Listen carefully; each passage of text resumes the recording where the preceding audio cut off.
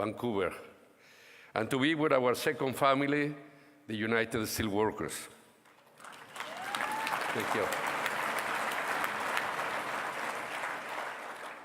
The past year has brought tremendous changes for us and for Mexico.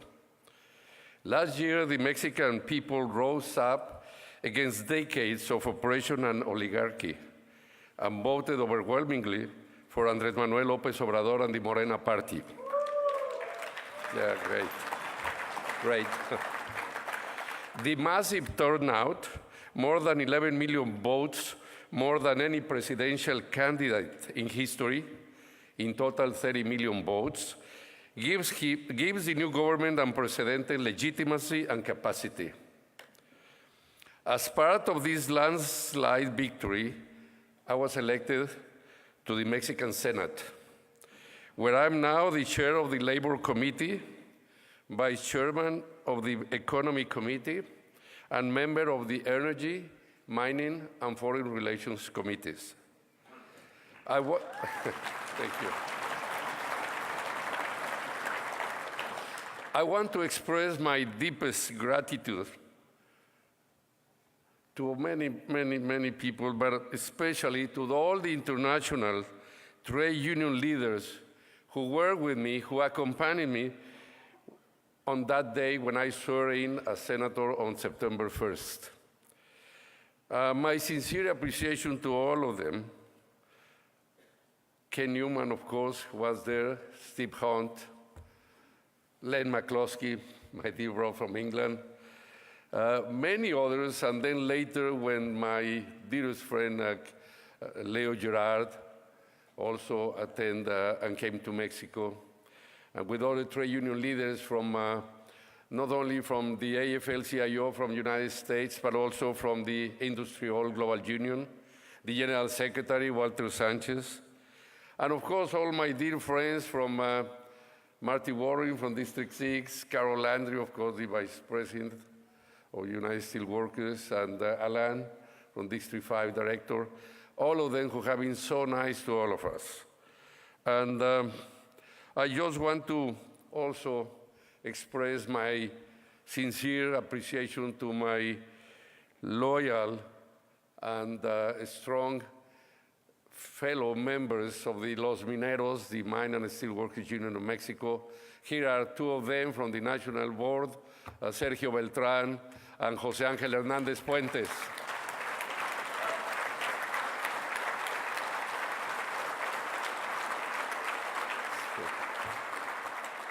And of course, to my wife, Oralia.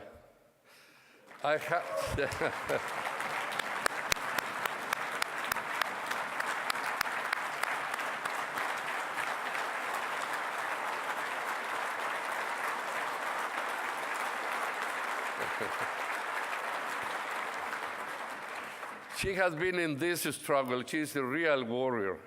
She has been in this struggle since the beginning, protecting the family, protecting the union, protecting our members' families. And she did a great job. And of course, she has been working and getting advice from our dear friend Carol Landry in order to create a group of women of steel in Mexico, which is growing and growing every single week. More and more women members of our membership.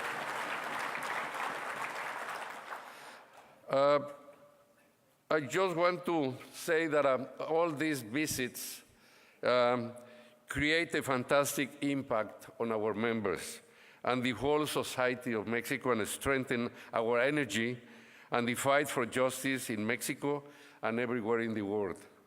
So thank you again. Thank you very much. Our sincere appreciation for that.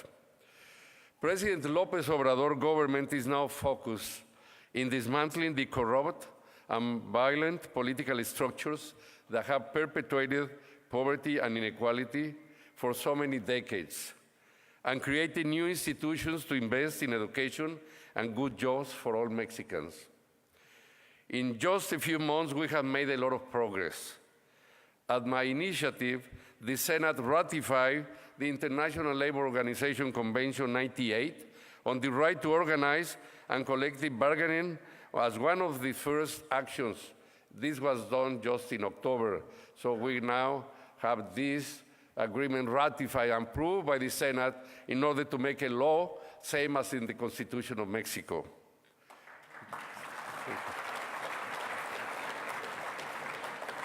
We also approved legislation that would bring domestic workers into Mexico's social security system. And just last week, we began the process of ratifying the ILO Convention 189, the Domestic Workers Convention. These are important advances for working people, but we have much, much more to do. Let me mention just 3 key areas. First, we urgently need to reform our mining laws and regulations to limit the power of the giant mining companies, both Mexican and multinational, that today control 30% of the surface area of Mexico. For decades, these corporations have been allowed to operate with impunity, disregarding the rights of their workers and local communities, and contaminating the soil, water, and air of Mexico. We have many examples, including Grupo Mexico, which just Ken Newman mentioned, as the responsible for the death of 65 miners at the Pasta de Conchos mine in 2006, and the toxic waste spill in the Rio Sonora Valley in 2014, the worst mining catastrophe in the whole history of mining in Mexico. I'm happy to tell you that after Ken Newman, Marty Warren, and Ben Davis, the international director for the United Steelworkers, joined me 2 months ago in Pasta de Conchos, together with my wife, Oralia, and many other members of the union, to visit Pasta de Conchos to commemorate the tragedy on the 19th of February 2019. The federal government announced that it would work with us to recover the bodies of our 63 comrades that were never recovered. We will not rest until everyone is returned to their families, until the company pays fair compensation to the family members, and until the company and government officials are brought to justice. Thank you. Thank you. Thank you. Thank you. Thank you. Another example is Torex Gold Resources, a Canadian mining company that owns the Media Luna mine in the state of Guerrero, where a little more than a year ago, thugs from the company, Control Union, killed 3 of our members who were trying to organize workers. Despite our meetings with the Mexican and Canadian governments, there has been no investigation, prosecution, or punishment of these killers. This is why it's so urgent, as the United Steelworkers have been demanded, that Canada move forward to appoint a Canadian ombudsperson for responsible enterprise with full authority and resources to investigate and refer for prosecution Canadian miners who violate human rights in other countries. Of course, the fundamental responsibility for this oversight belongs to the Mexican government. That's why I'm working on the legislation to reform the rules that govern mining concessions in Mexico, so that the rights of workers and communities and environmental impact are fairly considered in awarding and reviewing these concessions. We welcome investment, but we demand that investors treat us fairly. In addition, I have called for the ratification of the ILO Convention 176 on mine health and safety, which will hold companies and government accountable to an international standard. Those are some of the first main challenges that we have. Our second big challenge is the steel industry, where Los Mineros represent workers in Mexico, largest steel producers. Like the steel workers in Canada, we are being adversely affected by the 232 tariffs imposed by the Trump administration, and by steel dumping from China and other countries. Like you, we don't think we're a threat to the U.S. national security, and we would prefer to work together with the U.S. and Canada to strengthen our North American industry. Unfortunately, our government has not taken a hard line against China, even lifting the 15% safeguard on Chinese steel for a while, although it has been restored. We need our government to act much more forcefully in the case of China. We need a stronger and more strategic regional cooperation, and we also need real labor rights in the steel industry, which continues to be plagued by undemocratic protection unions that create unfair competition for our good employers. That brings me to the third and most immediate challenge: restoring democratic collective bargaining and rebuilding the Mexican labor movement. As you know, the new Canada-US-Mexico trade agreement includes a labor annex that addresses many of the key barriers to union democracy and bargaining rights that have created a huge wage gap between Mexican workers and our Canadian and American sisters and brothers. For 80 years, Mexican workers have been controlled by so-called protection unions, imposed by the government and its corporate allies, including multinational companies. Today, the vast majority of workers who desperately want a union cannot democratically choose their union, elect their leaders, and ratify their contracts. Mexican workers, that's why, are demanding change, and they want it now. And we are going to help them. We are going to do it. We are going to succeed in this task. Last month, the Congress began debating legislation to fundamentally reform Mexican labor law by creating independent labor courts, requiring clean elections and contract ratification, and setting fair rules for representation elections. But there is much work to be done. Even the government's reform proposals fall short of requiring that workers have the right to ratify their contracts as required by the labor annex. And our corporate enemies and their political allies are working hard to weaken the reform legislation even further. That's why democratic unions in Mexico, the US, Canada, and our friends from all over the world must fight back now around these key demands.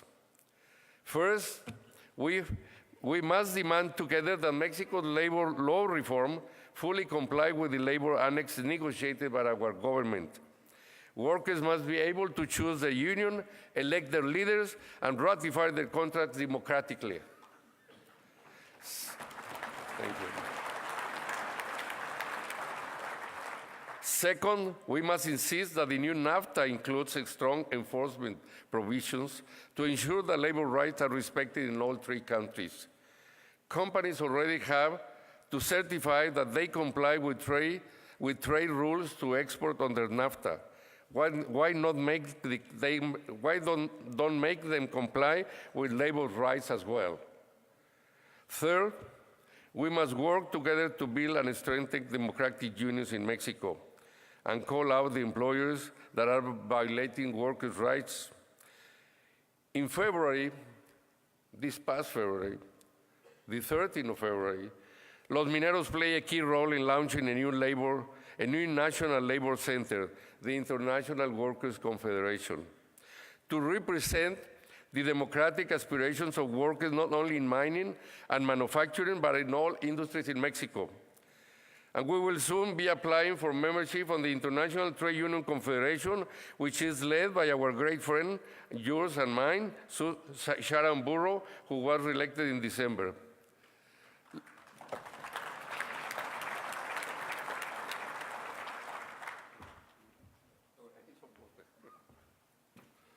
Let me just tell you that when we launched this International Workers' Confederation in Mexico on the 13th of February, we were joined by, and they applied for membership, 10 federations and 150 unions. We were born with 10 federations and 150 unions.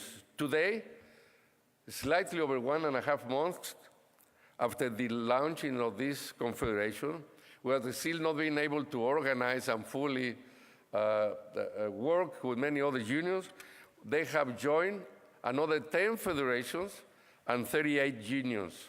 So in total,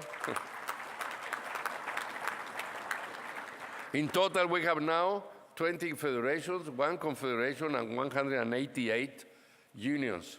And then we are going to have our first National Assembly of the International Workers' Confederation during the next visit of our dear friends and colleagues from the United Steelworkers in Lázaro Cárdenas, Michoacán, and Unite from England, who are coming to visit us and paid homage to our dear friends who were killed in 2006 in Lázaro Cárdenas, Michoacán. That will be on the 17th of April, 2 weeks from now. And it will be the first National Assembly of this International Workers' Confederation. I'm sure that we will promote that. After that, we have already registry, we have already official recognition. 1 month after we launched, the 13th of February, the Confederation, 1 month later, on the 13th of March, we got the official registry, which is very hard to get in Mexico, because we still have this old system that we want to abolish in this new labor reform, that the government has the right to control unions through the system of toma de nota, which means that official recognition. So they give it to the unions, they like it, and they reject or refuse or delay the issue of this, the official recognition for the unions. We got it in 1 month. I think it's a record time for a confederation of this size. So we are very happy and proud of that. And right now, all across Mexico, workers are looking for us for leadership. This means we have to seize the opportunities for labor reforms and use them strategically to advance our demand for democratic collective bargaining, higher wages, and investment in the strengthening of the Mexican workforce and regional industrial development in North America. We are also increasing the membership of what we took from you, we learned from you, the women of steel. We are incorporating more and more women in our labor force, and also in the top leadership of the union, and also in the Confederation. And I am pleased to announce that the executive board that I was elected to lead this new confederation, that we have 3 women on the executive board right now, which is really, for Mexico, is great, proud because. We have also brought a lot of young new members and workers, and who have trained them in order to become all the future leaders of our unions and confederations. And we are following the example of also from that sense, not only from you, but internally also from the government of Mexico. Let me tell you that for the first time in history, the government of President Andrés Manuel López Obrador, half of them, of his cabinet, are women and half are men. And in Congress,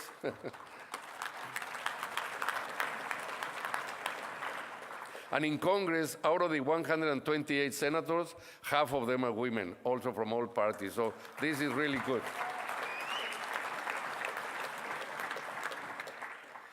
So we are also very proud, and I want to emphasize that we now join this strong leadership of workers uniting, Julio Gerard mentioned yesterday, and our dear friend Len McCloskey mentioned today. We feel very proud to be members now of Workers Uniting Los Mineros from Mexico, with unions from Great Britain, from Ireland, from Scotland, from Australia, from the United States, Canada, and Mexico now, Los Mineros. So we're creating this working force of Workers Uniting to promote democracy and freedom for all workers in the world today.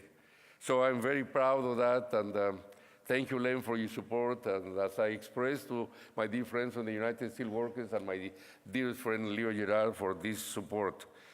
And I just want to say that at this moment, and before I finish my speech, my country, my union, and I face many challenges.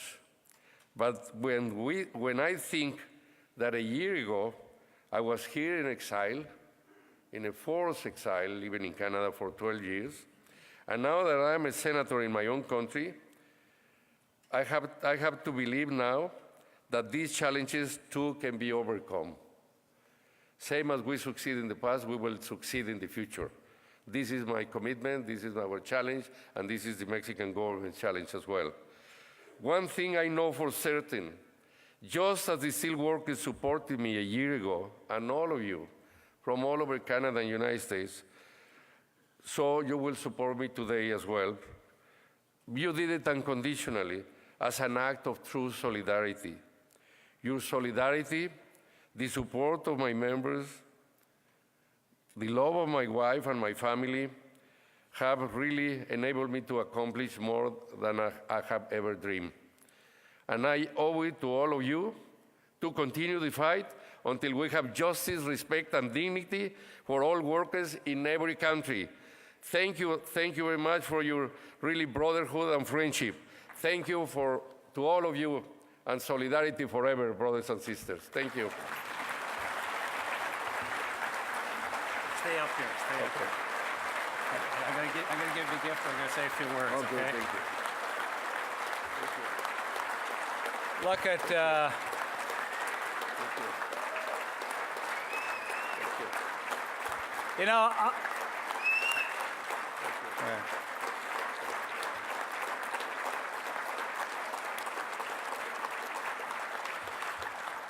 I can't say enough of my dear friend Napoleon and his wife Aurelia and his family for what they've gone through, and it is a true story of solidarity.